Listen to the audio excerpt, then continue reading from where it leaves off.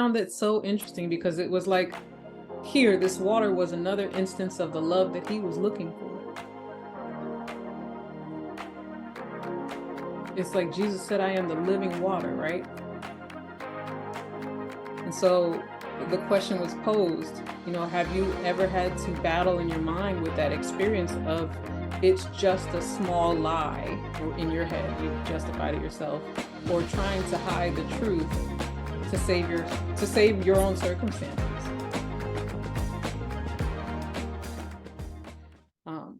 First of all, we thank you for showing up along with us. And before we even get here, Lord, we thank you for being in our presence. And we ask that you just lead this Bible study to open our eyes and to give us a renewed understanding of who you are. We thank you, Lord, for all that you are and all that you are using us to be, Lord Father God. So we thank you for the purpose designed over our lives, Lord. Just give us eyes to see, ears to hear, and a heart of fertile ground. In Jesus' name we pray, amen. So welcome to another Women of Valor. Tonight we're going to go over the life of Samson, which is found in the book of Judges, starting from Judges 13 to, I believe, chapter 16. Yeah. And so I've been going back and forth as to whether or not to read all of these chapters, and that would be extremely lengthy. So I think I'm going to give you guys the cliff notes for the sake of time.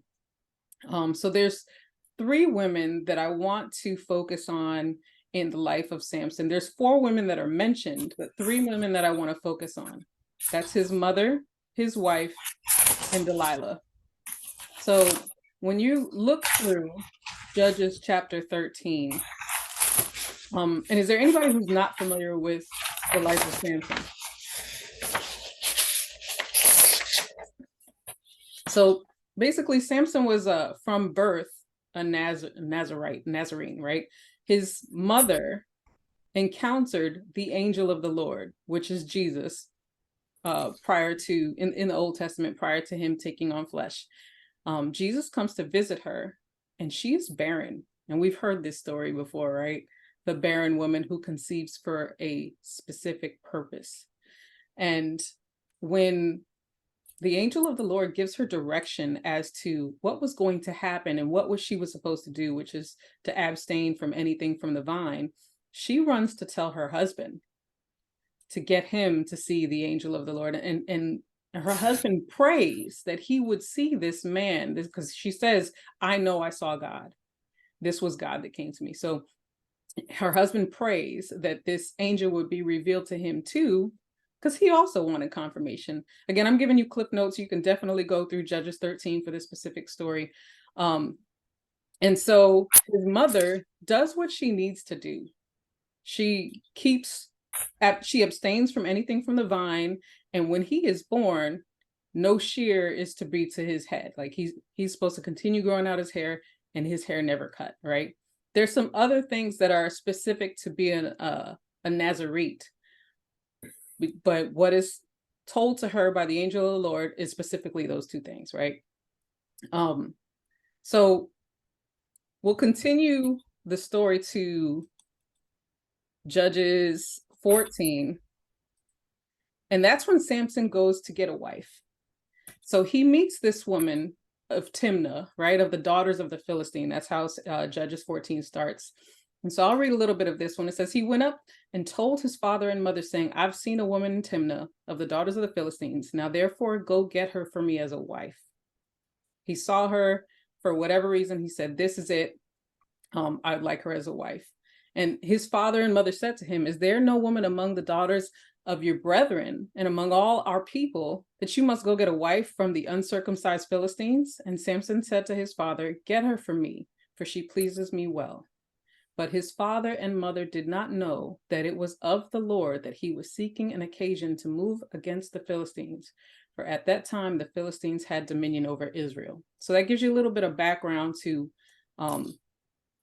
what was going on rulership-wise. And God had purposed it for him to overtake the Philistines. But he didn't know that. But he didn't know that. He didn't know that, right? So this wedding that he had with the woman from Timnah, I'm just going to call her Timnah. this wedding that he had with her, there was a whole festival. I think it was 30 days. And in that, he was given 30 male companions as this festival was going on. The story that you guys may remember is on the way there, he encounters this lion, and the Spirit of God comes upon him so much that he has the strength to rip this lion in two. They say as if he was a baby goat. And when he's on his way back from visiting this land, he finds a honeycomb in the mouth that has settled there, like the bees had settled in there. And so he goes and he gets this honeycomb, eats of it, and shares it with his parents. His parents have no idea where he got it. And that was one of the things that he wasn't supposed to do also. Yes. Yes, that defiled him because he touched a dead carcass. So that was one of the things I was talking about as far as what you are and aren't supposed to do as a Nazarite. So again, cliff notes, as he's going through this festival of this wedding feast, he offers this riddle to the 30 men who were given to him that were supposed to be his brethren there. And the riddle was about this lion. It says, out of the, let me see if I can just read it. I think it was like out of the eater, something to eat, and then something sweet, right? So these Philistines, he's given them 7 days, and he said, if you solve this riddle, I'll give you 30 cloaks and 30 sets of clothing. But if you can't, you have to give me 30 cloaks and 30 sets of clothing. They accepted the challenge. They couldn't solve the riddle. And what happens next is that they start to plague Samson's wife.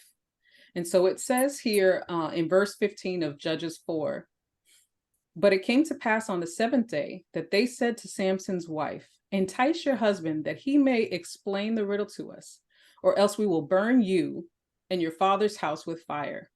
Have you invited us in order to take what is ours? Is that not so? And then Samson's wife wept on him and said, you only hate me. You do not love me. You have posed a riddle to the sons of my people, but you have not explained it to me. And he said to her, look, I've not explained it to my father or my mother. Should I explain it to you? Now she had wept on him 7 days while their feast lasted. And it happened on the 7th day that he told her, because she pressed him so much. Then she explained the riddle to the sons of her people. So the men of that city said to him on the 7th day, before the sun went down, what is sweeter than honey? What is stronger than a lion? And he said to them, if you had not plowed my heifer, you would have not solved my riddle. In other words, you pressed my wife and she gave you the answer. So I'll spare you a little bit of what happens next, but basically he goes and takes the life of 30 of their people to get the cloaks and the clothing and hands it to them, right? And so what happens after that is that the people of Timnah, they seek revenge on him for what he then did after he went, I'm sorry, I'm skipping a part. He went back to go and get his wife, but his wife's father had given him to his best man. And so when Samson came to visit his wife, because he said, this is still my wife, the father tried to offer up the younger sister and said, take her anyway. She's better looking. I had already given your wife to someone else.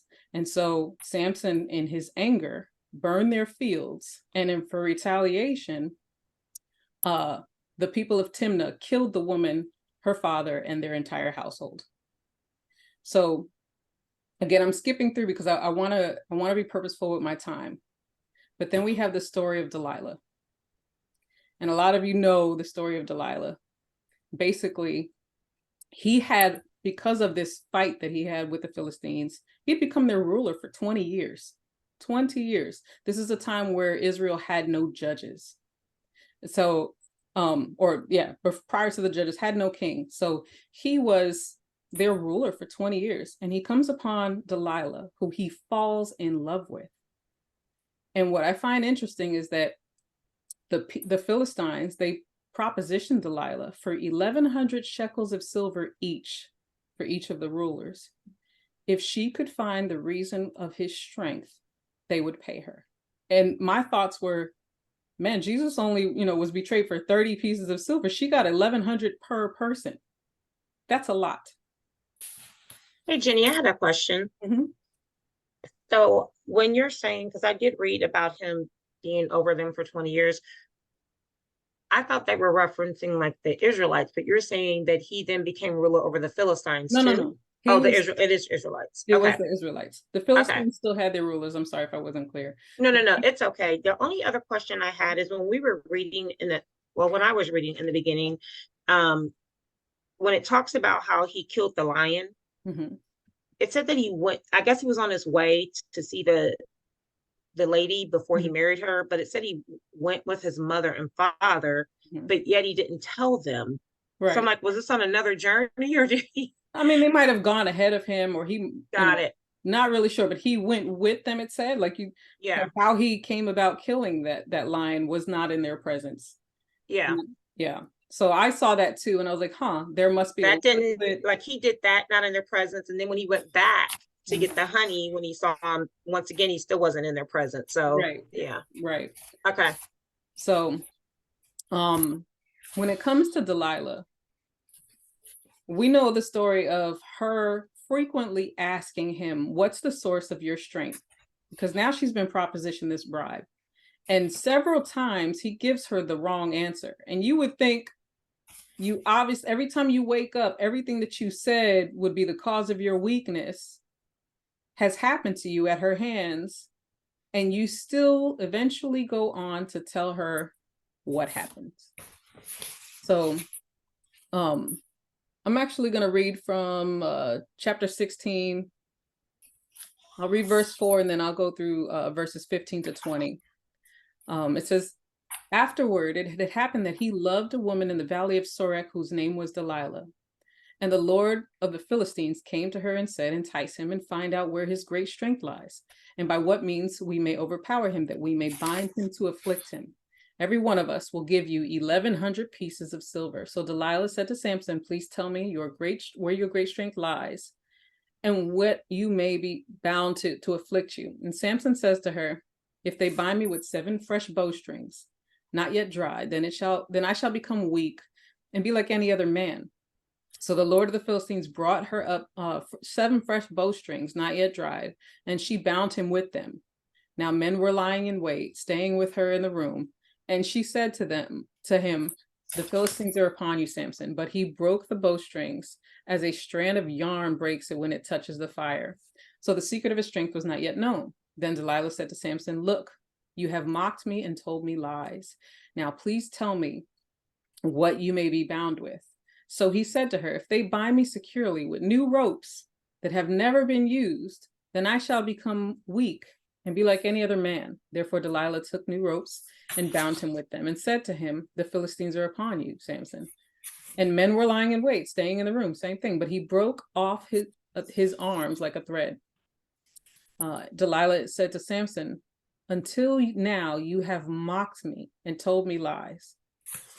Tell me what you may be bound with. And he said to her, if you weave 7 locks of my head into the web of a loom. So she wove it tightly with the batten of the loom and said to him, the Philistines are upon you, Samson. But he awoke from sleep and pulled out the batten and the web from the loom. Then she said to him, how can you say, I love you, when your heart is not with me? You have mocked me these 3 times and have not told me where your great strength lies.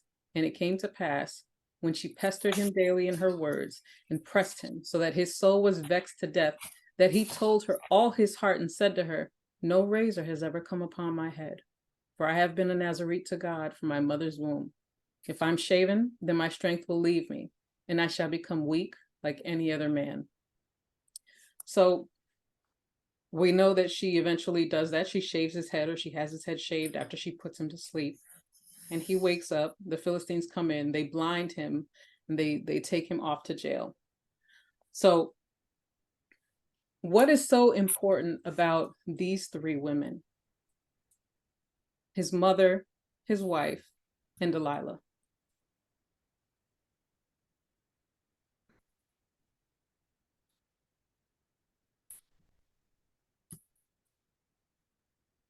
Well, the 2 women in his life, they betrayed him. Mm-hmm. So I'm not sure, but the mom, mm, that part I'm not sure. I don't think she betrayed him. No, she did No. not. And you're right on it. She Like, was faithful with what she was told what she had to do. yeah. She definitely listened to what God said would be beneficial for her son, right? And when you look at his wife, I know I didn't read it verbatim, but I think I read that portion. She identified her people. When she was nagging him, she said, you haven't told, you gave this riddle to my people, but you've not even told me what's going on. And so what stood out to me is that she identified them as her people. Mm-hmm. But when we get married, we're supposed to join in with our husband, right? And his people are supposed to be our people. And you have that same thing with Naomi, right? When her daughter-in-law was like, your people will be my people. Where you go, I will go, and your God will be my God. But here, Well, these people have different mindsets. right.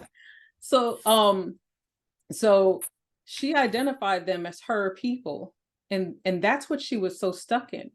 Her life was threatened. Her father's household was threatened. And instead of coming to her husband and saying, husband, protect me, she sought to deceive her husband and thinking that would be a better outcome. And what happened before this that I read to you is that his parents did not want him to marry this Philistine woman. And they said, the word says that they didn't know that this was purposeful because God wanted him to come against them. And his marriage with her was going to incite this issue between them, this war between them. If you go to the birth of Samson, actually, if you go a little bit before that, it talks about how the people of Israel had sinned again. And so God gave them over to the Philistines. But it was just for a time. Why? Because we serve a just God. It's, in other words, here's your punishment, but I'm going to deliver you. God always delivered his people after justice was served. So you did your time. Now I'm going to save you from yourself, from what you did. So this what was Samson was purposed for. So here, this marriage to this daughter of Timnah was to help them to be delivered from the oppression of the Philistines. And so what I'd like to point out here is that God's plan and his purpose is going to come through, but what side of it will you be standing on? So his wife had an opportunity to tell him what was going on behind the scenes. And at the end of this, he still destroyed the Philistines over his love for her and for what they did to her and her family, and to even taking her and giving her to his best man. He could have protected her from what the Philistines did to her and her household. They sought out to do it from the very beginning. If you don't find out what this answer to this riddle is, for 30 pieces of clothing, right, rather than 30 pieces of silver, we're going to kill you and your family. They did it anyway because of what Samson did to their crops and to their fields. So what stood out to me again was, what side of God's plan are you going to be standing on? Because you can be in agreement with it and do things the right way, or suffer the consequences that he doesn't have desired for you.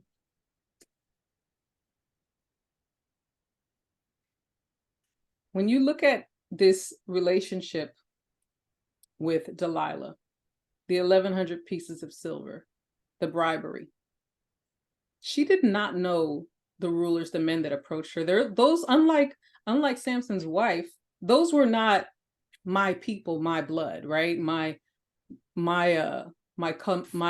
neighborhood, right? What did they owe her? Nothing. They didn't come to take her life. They came to offer her money. And instead of saying, I'm with the ruler of Israel, a man who has protected Israel and has been over them for the last 20 years, she said, I'll take the money. What's behind door number 2?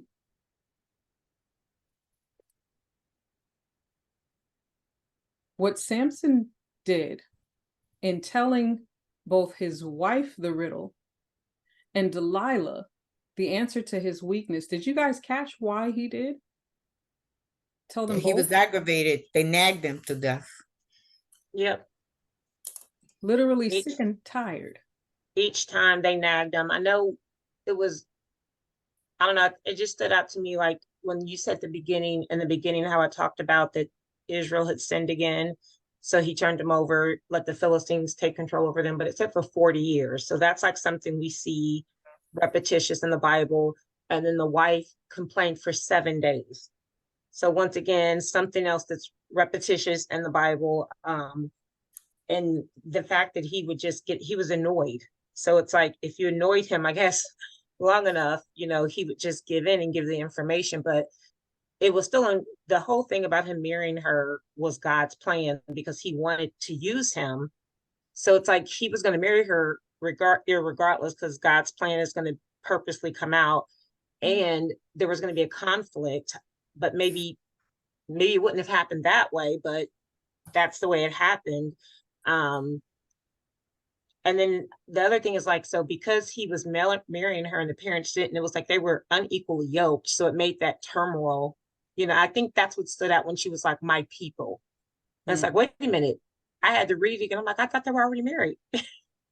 They were already married, and she was still referring to them as her people. So yeah. Exactly.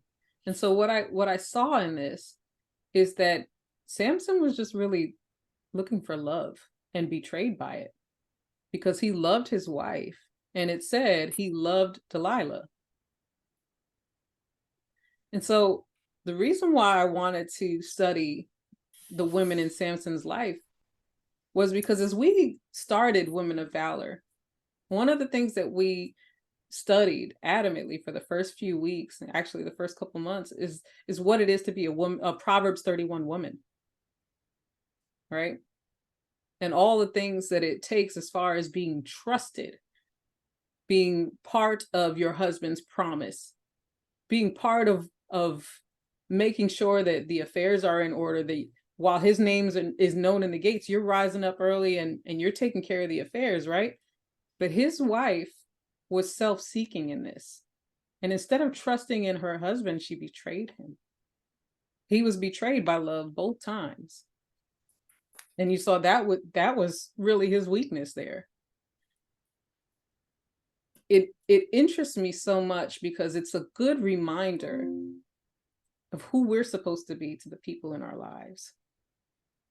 That we're not supposed to be self-seeking, that we're supposed to be truthful, honest, not deceptive, not lying about what's going on behind the scenes, even if you think it's to save your life. Because God's plan is going to happen anyway, with or without you. She could have been part of that promise where the Philistines were destroyed and she still had her husband and her father and sister. But instead, she was part of the blowout. So that's the question that I pose to you. Like when things get heavy like that, do you look to be part of the promise? And in our heads, we always say yes because we're talking about ourselves, right? But when we actually examine what's going on in our lives and the people that are closest to us, that are relying on us, and not just that, but that we have a covenant with, are we looking to fulfill that covenant, to honor it? Or are we self-seeking? Because I'm sure that Samson's wife felt like, this will hurt if I lose my dad. They've threatened to burn me. They've threatened to burn my father and my whole household. It's just a riddle. It's not that big of a deal, right? She minimized the lie that she was telling and the reason that she was looking for this answer and going behind his back. So it also poses the who are you talking to question. Who's in your presence? Who's got your ear? And that goes for the Samsons and for the wives, right? Because Samson, who was he talking to? Who has his ear? And that would be his wife. That would be the women that he loved. They had his ear, or he had, basically, they were able to talk to him into anything. When But you in the said he was looking for love, Mhm. it clicked because what I was thinking was exactly what you said. Like, who are we trusting? Who's in your circle? Like, who are you giving this information to that they would, like, he couldn't even see that he was being portrayed, which it was obvious to us on paper. We're like, wait a minute, you don't see this, but he was so blinded by love. So I feel like you said he was looking for love. So sometimes that, to apply that to us, we're looking for love. And so you're seeking it, and maybe you get attached to the wrong people who you think are fulfilling that, but really they're not. Yeah. And everyone else can see it, but you can't see it. And then it takes something devastating, hopefully not to this point, because it's death, that, for you to get the picture, you don't want to be to that level. So it's like, yes, you're seeking love, but is it the right place, the right people? Yeah. Very good point. We have to be careful. And so I don't think that Samson was wrong for telling both his wife and Delilah what was going on, but they used it for their own advantage. The motive. Right. So I do nothing wrong by telling my husband the truth. But what they do with it can make or break what's going on in our covenant. Mm-hmm. So that question gets posed right back to you. What are you doing with what you're given? And that Proverbs 31 woman talks about multiplying what is given to her. So these women divided him instead of added to him. And that's the difference. So I want to read you real quick, Judges 16. I'll actually start at 28. And it says, then Samson called to the Lord, and this is after he is blinded by the Philistines, tied up, and they've got him in temple courts with thousands of Philistines around.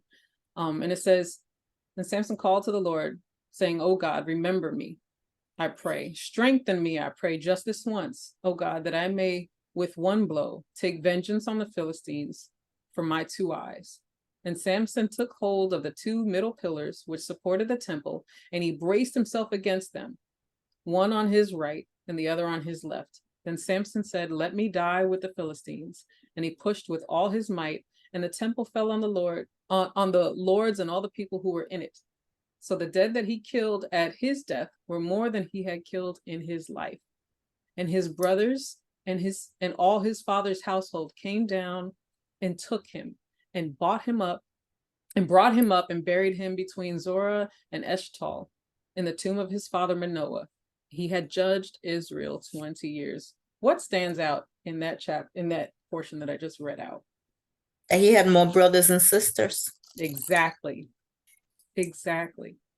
So when we go back to answer your question, Alicia, when we go back to talk about his mother, she was obedient to what the Lord had told her to do, and he multiplied her barren womb. The same thing that happened with Hannah. Right. So we have 3 women that were in this God-purposed life. And you see the difference as to what happened in each of their lives. The mom, her blessings were multiplied. Even though she lost a child at the end of this, which was very painful, it was God's purpose that her womb be opened for Samson to come and overcome the Philistines, right? And to rule over Israel. When we talk about the betrayal from his wife, going behind her back cost her life and her family's life, going behind his back. And while we don't know the full extent of what happened to Delilah, other than her receiving a sizable amount of money, she could have very well been in that temple where everybody was destroyed, because they talked about at least 3,000 were on the rooftops alone. So, that could have destroyed her as well. I don't know that for fullness, but it is possible that all these Philistines are sitting there celebrating the downfall of this man drinking. They brought him out as a show and they had him perform for them. What a moment of humility. Blinded, shackled, shaved, and now performing for them.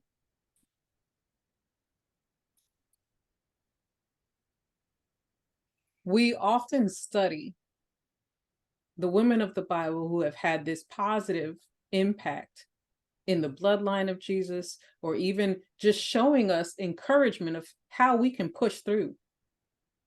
But here we've got some examples of what and what not to be in the lives of the people around us, not just the men around us, not just those that we're in covenant with, but just as a human being.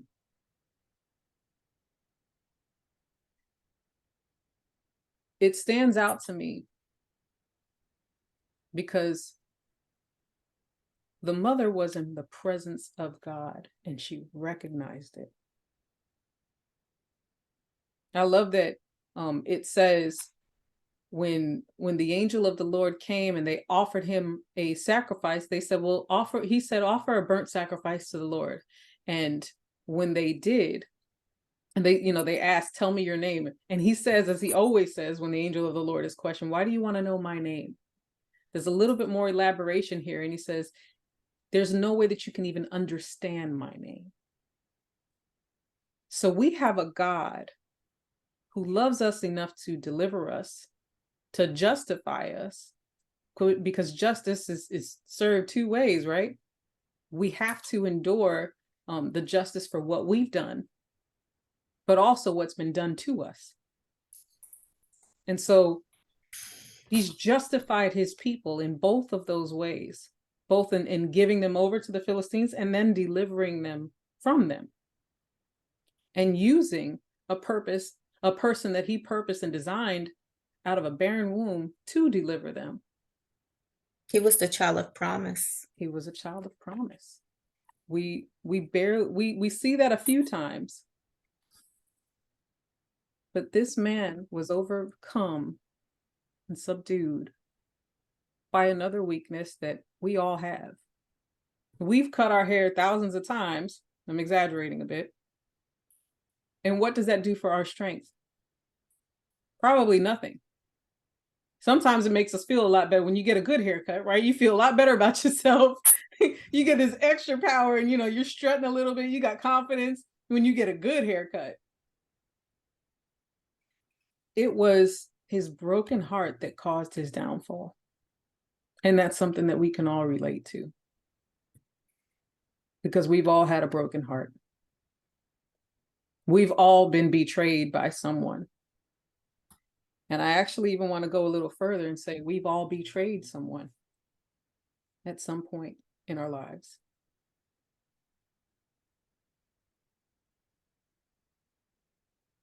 So when you go through the story of Samson and the women who are in it,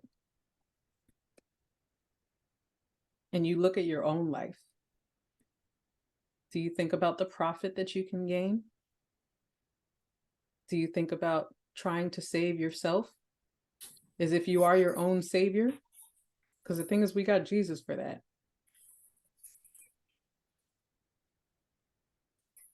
Or are you obedient to what God has asked you to do?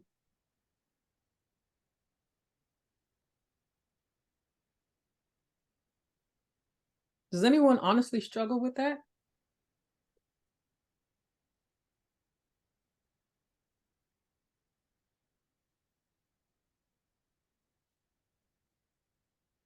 Tell you what, there's been plenty of times where, and I hate to say the word plenty, but there have been times where I may have been late to work, or at an appointment, or whatever the case was, back when I was still in the military, or even just late from a meeting or didn't want to go. And the reason that I gave up was not the entire truth. And it was for fear that I would get in trouble. Whatever my reason was, it wasn't enough to justify what I did. self-seeking. And so I try my hardest in these days, 100% honesty, whether it feels good or not. Delilah, while she look at the likeness to her and Judas, because Jesus came to be the deliverer of all people, not just Israel. And Samson was a deliverer of Israel. And she sought door number 2. I'm going to take these finances that I did not earn and betray someone that I love. But is that love? Is it? That means she chose herself in that moment. Self-seeking. Mm-hmm. Yeah.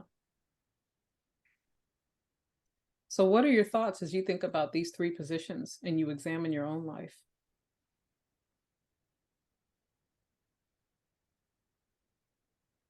You ever feel like your life was at stake and a decision had to be made? Maybe it might not have been your actual life, but life as you knew it. And you had to choose between one comfort of familiarity versus something you might not really be attached to.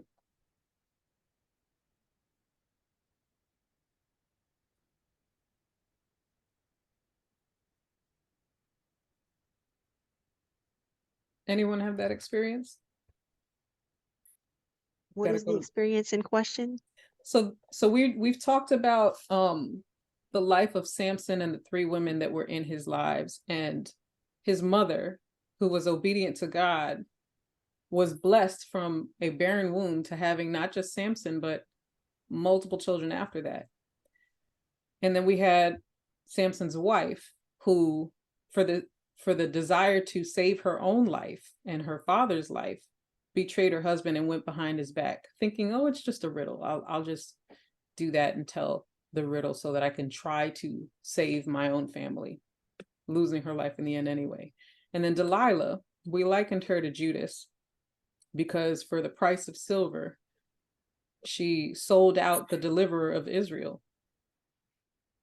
And so the question was posed, have you ever had to battle in your mind with that experience of it's just a small lie, or in your head, you've justified it yourself, or trying to hide the truth to save your own circumstances? Well, I think everyone has. Mm-hmm.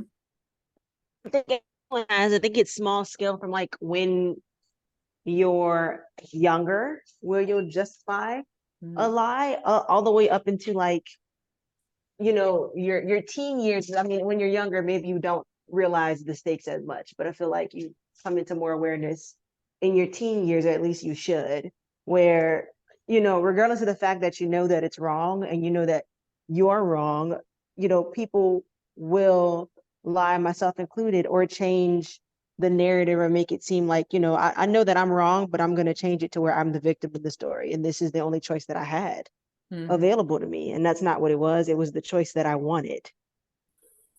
Yeah. That's very on point for Samson's wife, where she probably felt like this is the only choice that I have. And it's just a riddle. And if I just give the answer of the riddle, what harm does that do? Then he has to hand over 30 pieces of clothing. No big deal. She didn't know where Samson was going to get the 30 pieces of clothing from. And he did so by killing the 30 men. So there he was committing sin. It was his job to overcome the Philistines, but there were several things that he did that went against him being a Nazarite, right? One of them being the fact that he touched the carcass of the lion after he had killed it, because they're not supposed to touch any dead thing. I know she's setting up her internet, so but yeah, sometimes we think it's just something small, and if I keep this to myself, what harm is it going to do? And the ripple effects, the magnitude, the waves of the outcome can be far worse than we ever even imagined. So go ahead, Alicia. I was gonna say, I think that's one of the reasons why, I've always made it a point now to tell the truth. Because growing up, there being a lot of turmoil in my family, and having to, my father had put me in the position that if I, kind of putting it on me, if I tell my mother this, that's going to ruin the marriage or whatnot, right? Well, in reality, you're a kid, you don't know any better, but you've already done that by your actions. So it's kind of like, do I not tell the truth and possibly, quote unquote, save their marriage, or do I tell my mom the truth and cause her pain? But hopefully, in the long run, it's best for her. And I was put in that position multiple times. A couple times I did lie. And I don't know, that feeling that you get, like you just know that you're wrong versus telling the truth and then dealing with those consequences. So I think that's why, for me, being honest is so crucial to any relationship I have.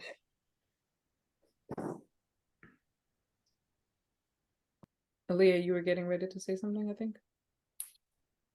No, my phone keeps going in and out Oh, because I'm setting up the Wi-Fi. okay.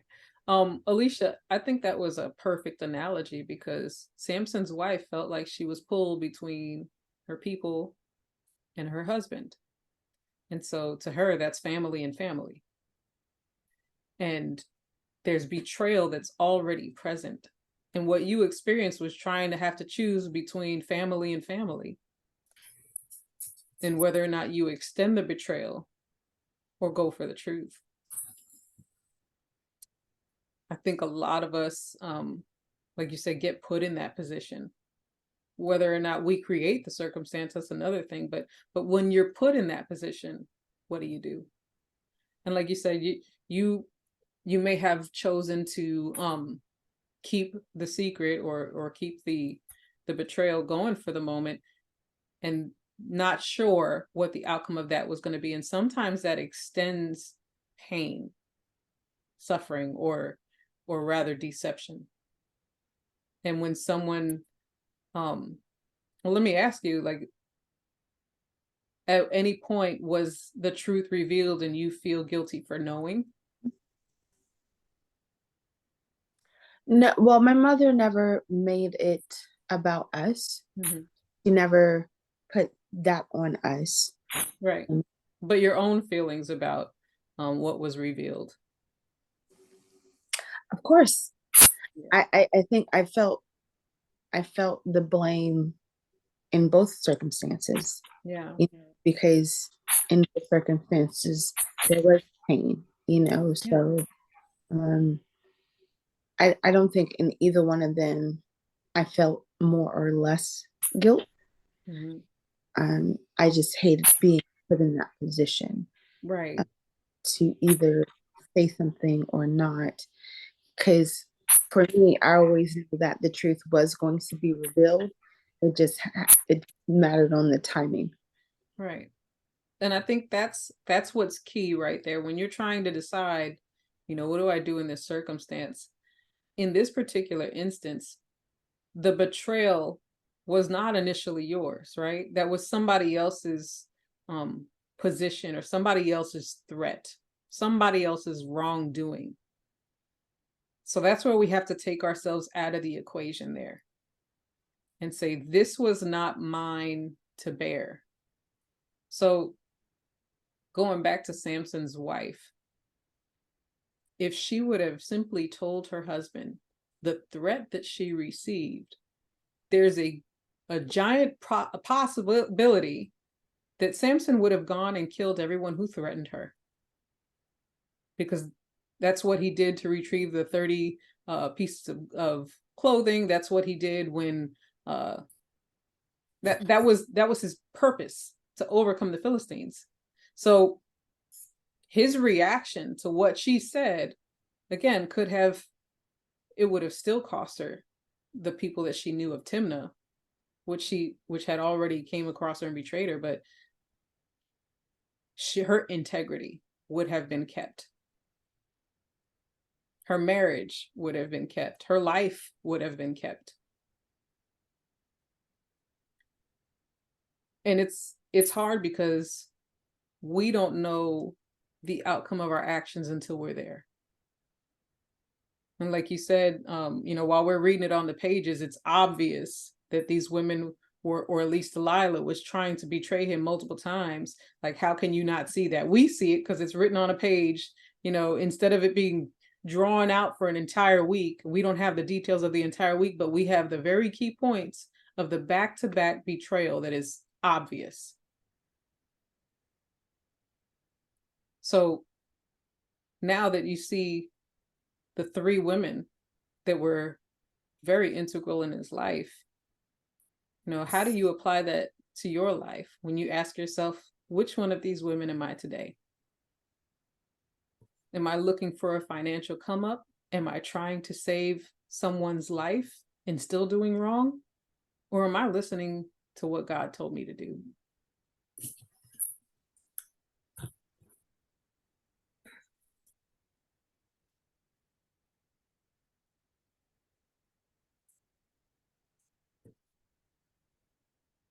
Lucy, you talked about something earlier when we were talking about testimony and prayer.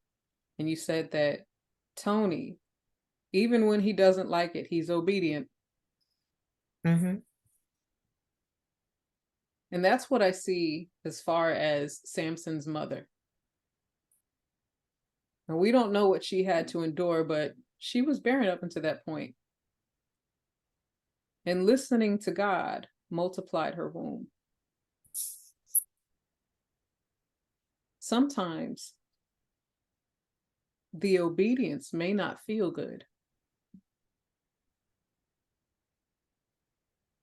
And I think about like the pregnancy that she had where, okay, I can't have anything of the vine, right? What we don't know is, was there an abundance of wine around, or was grapes what was, what they naturally ate over time? So now she's having to abstain from what is in abundance around her.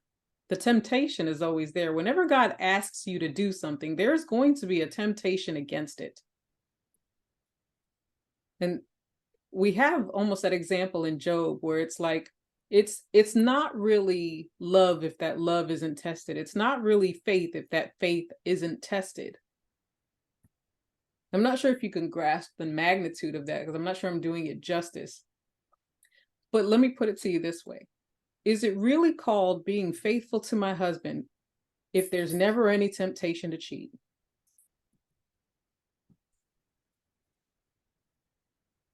If nobody wants you, you know what I'm saying? Then it's, oh, I'm always faithful to my husband. There's never been an offer for you to go outside of it. So is that you being stuck, or is that you loving your husband enough to deny what is tempting? Because when Satan came to tempt Jesus, what good is the temptation if Jesus wasn't hungry and wasn't thirsty? And that's what I mean by that. It's not that I would ever have that desire, but when Jesus was tempted in the wilderness for 40 days and 40 nights, and he fasted, and the Satan came to him and said, well, turn that rock into bread, turn this into water. He was hungry and thirsty. There was some desirable outcomes from taking that advice.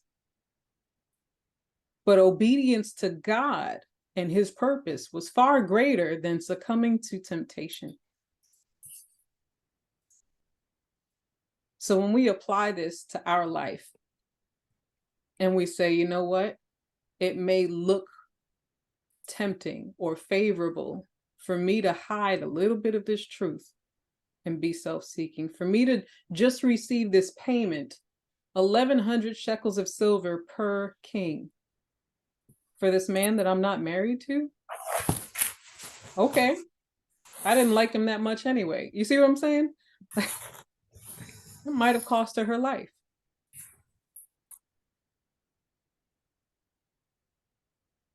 So when we examine our lives and we examine the Proverbs 31 woman, we're called to be a blessing to everyone around us. Not just the man that we're married to, not just the children that we bear, not just the friends that we have, but strangers. I want to bring this back to last week's video. When we watched that movie, and I know that was extremely long, the two things, like I said, that stood out to me, the two purposes that I gathered were to get closer to God and to bring others with me. And when I look at the lives of these particular women, Samson's mom was obedient to the point where she bore a deliverer. And the other two women, I think they show a little bit of character that we might experience at some point in our lives, if we're being honest.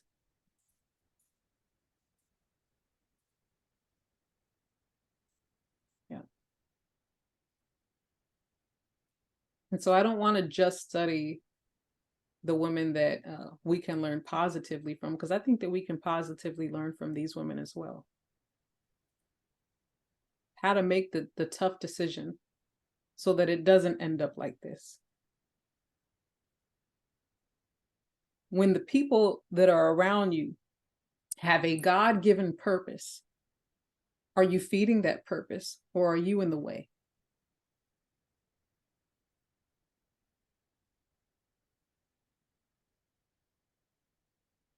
And on the other side of that, when you have a God-given purpose, who has your ear? Are you listening to what God told you to do, or those that would deceive you?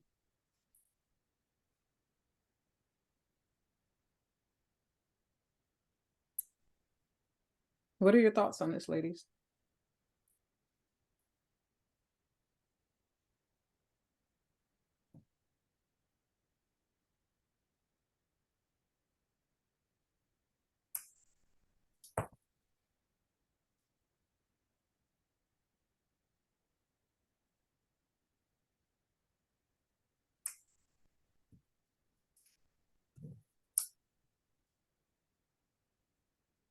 There has definitely been times this year, at least 3 times where I can think of specifically, where I should have kept pushing in something uncomfortable in a specific time that I was getting up to do a specific thing as part of my prayer time. And when I was encouraged against it, it was wrapped up nicely. Take a break. You need your rest. You're on vacation. And that interrupted the flow of my regular prayer time, and that interrupted the flow of my regular devotionals. And I saw the outcome of that, where something that seems simple and wrapped in love was actually used in a way that disrupted my time with God and my obedience to what I was supposed to do.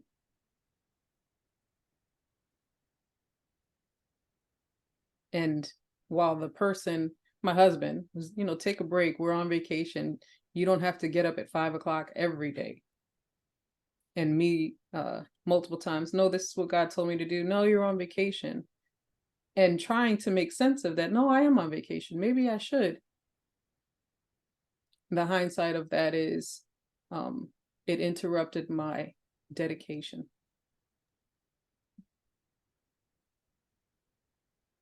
So, not that I'll call Stephen a Delilah or the wife, the Samson's wife of Timnah, but sometimes those that are closest to us that we love can wrap something so nicely for your, what looks like for your good, that isn't exactly in line with God's word. And I think it's also the test, like you talked about, the analogy, oh, I've been faithful, but it was easy for you to be faithful. Like if you're all out on the farm and you never get off the farm and no one comes to see you, it's easy to say that. But we talk about a testimony, there's a test. Test is a part of the testimony. Mm-hmm. So I feel like as women, at least in my experience and what I've seen, an example like what you gave, I can identify with that. If you have a routine, I get up, I do this is my time with God. And for most women who have families or just husbands, it's going to be that early morning, that time you carve out. And so I noticed for me, when I miss that, and it's easy to do, especially like from weekends, and you're like, oh, but it's family time, and I can sleep in a little later. It's easy to get off schedule. And then you look up and it's like, oh my gosh, it's Sunday night. And my routine is thrown off because of this and that. And it's like, but what happens as a result of that? And for example, it could just be that, oh, you react in a different way. Mm-hmm. You know what I mean? That you're trying to stay one way, but you're letting the carnal take over and it's like, and I think back like, oh God, why was that so easy to do?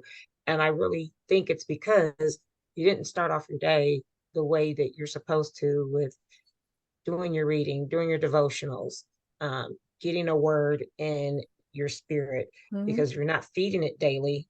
It's just easy for you to handle things maybe in the carnal and not think first and just react. So Mm-hmm. Yeah. And the thing is, Stephen had my best interest in mind. He sure did. And I know he did because he saw a tired wife and he said, my wife needs rest. And instead of saying, oh, well, maybe later in the day you can get some rest, it was, here's an easy thought, sleep in. Right? So a different way that we can put this is when you stop going to the gym, right? How quickly the downfall, right? And I think that's a perfect analogy. When you're going to the gym every day, it might be hard to see the actual changes that are happening, but when you stop, you notice those changes immediately. Like that same week, you'll notice. And it's harder to get back into the routine that you were in once you've allowed yourself an excuse or a reason to step away from what you were supposed to be doing. Samson went 20 years as the ruler of Israel. And that was 20 years in between his wife of Timnah and Delilah. So it's not like he had back-to-back heartache and betrayal. But you can see that is what caused him his downfall twice. The betrayal from love. That doesn't mean that love is bad, but when you have someone's love in your hands, what do you do with it? Are you treating it like the precious thing that it is and encouraging the person that God created that's before you? Or are you bringing their downfall?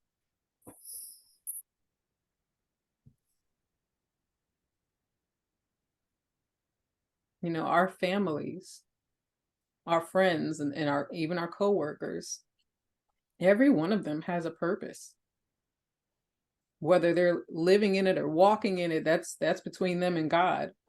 But how are we feeding someone's purpose to get closer to God? Because these women could have done that. Think how differently the story would have gone if Delilah would have said, hey, I've been propositioned this much money from the Philistines if I just tell them your weakness. What do you think Samson's reaction would have been then?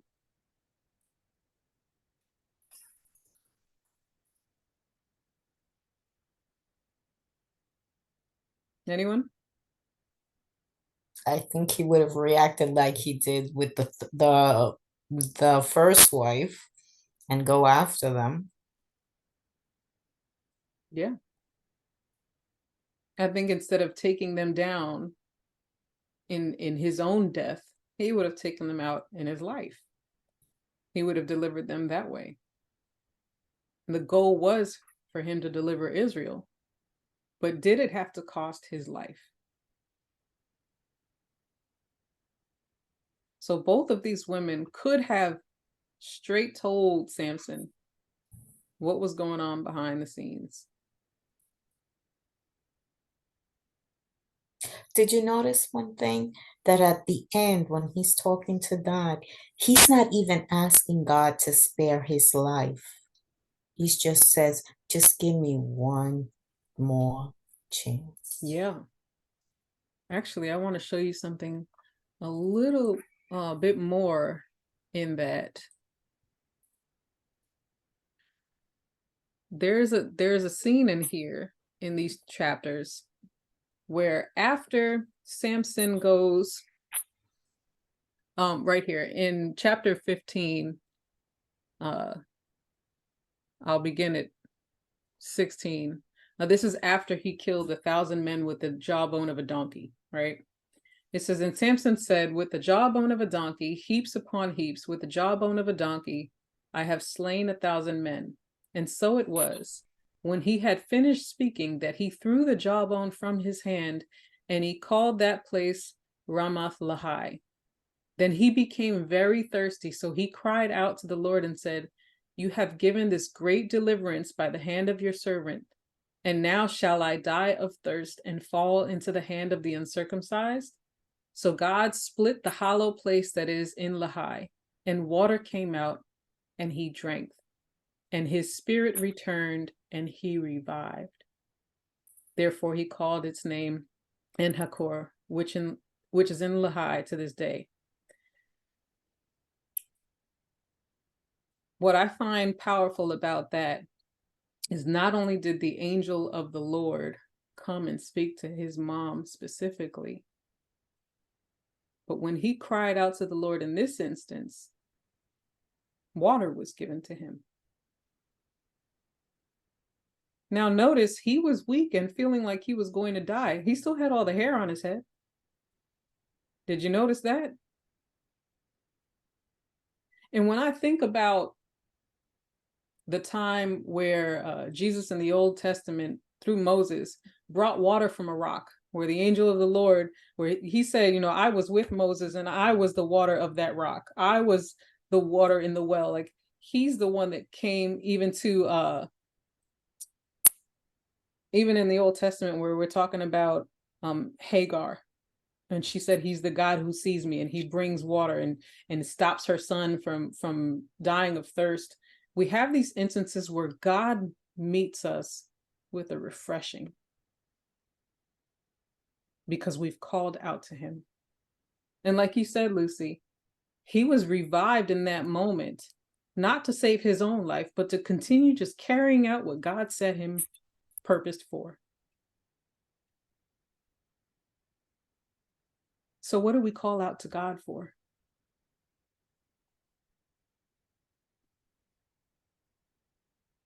To do his will?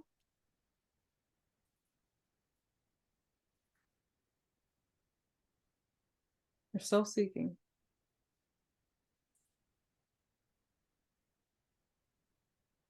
I found that so interesting because it was like, here, this water was another instance of the love that he was looking for. It's like Jesus said, I am the living water, right? He was revived. He said his spirit returned and he revived. I really look at this story of Samson as this heartache that he had and the opportunity for the story to go differently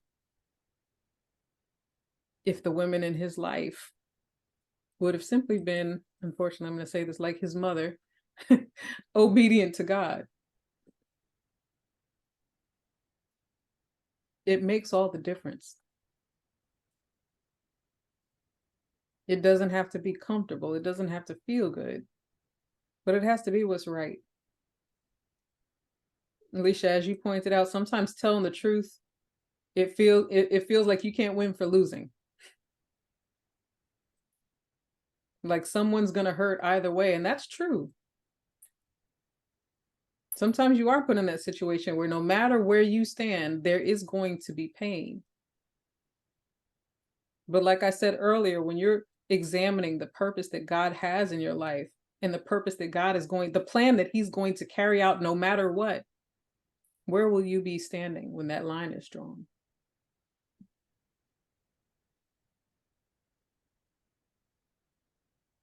We all have an opportunity to examine ourselves in our daily conversation, in our attitude towards other people. You know, that's something that I'm constantly trying to examine in myself.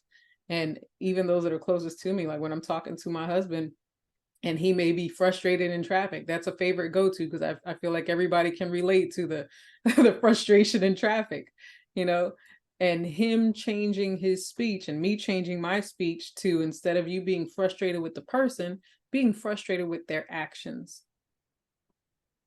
Instead of cursing the people, being upset with what was done.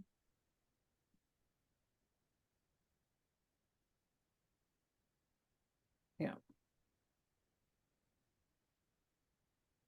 So I did want to keep it light today because I know I kept you guys extra long last week.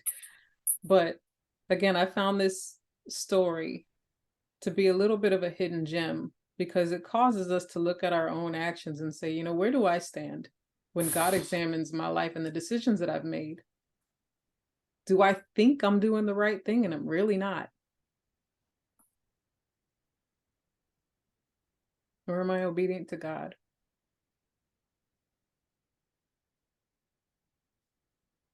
You know, the lives that we have, we are called to lift God up. And it says, when we lift him up, all men will be drawn up to him, right? So how are we doing that in our lives? By revealing the truth, by being love. Because that's what Samson needed in this moment. He needed love. How are we love to those around us? Are we trying to conceal secrets or lift up the truth and speak the truth?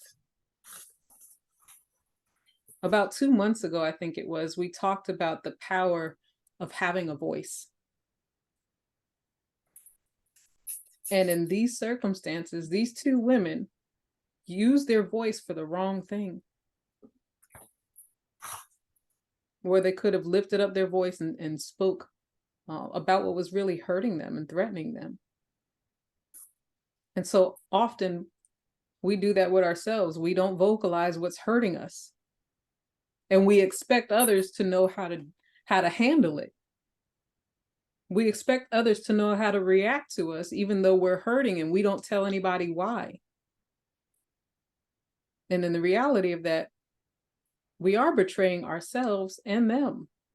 Because like how can you expect anyone to react to you in a way that's going to be helpful or beneficial to the situation if they don't know what's going on behind the scenes? How can any healing begin? Yeah. So that's what I would like to leave you ladies with today. We have the opportunity in every moment of our lives to reach towards that healing, to speak truth, and to not betray those that are around us in small ways and big ways, all of that. But we also have the opportunity to live out the purpose that God has in our own lives and to encourage the fulfillment of the purpose that God has in the lives of those that are around us.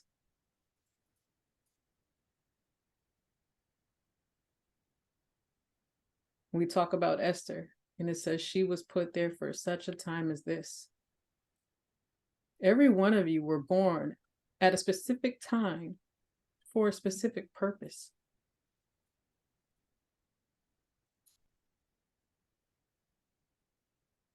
Who will you lift up? Who will you go before?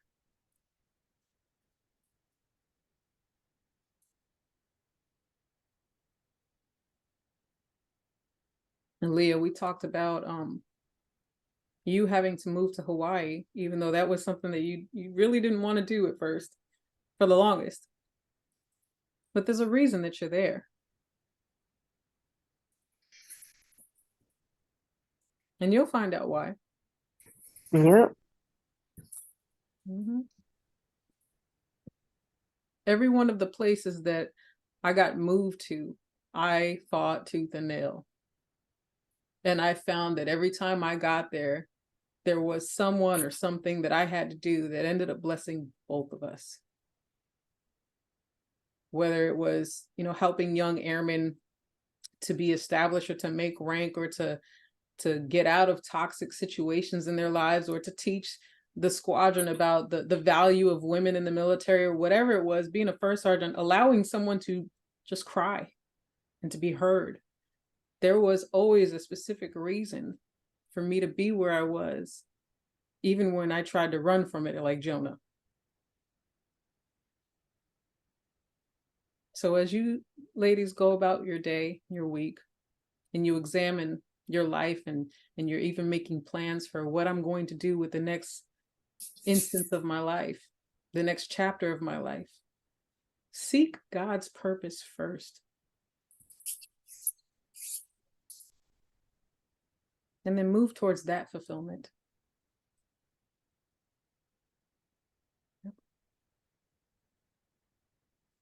Any other thoughts on these stories?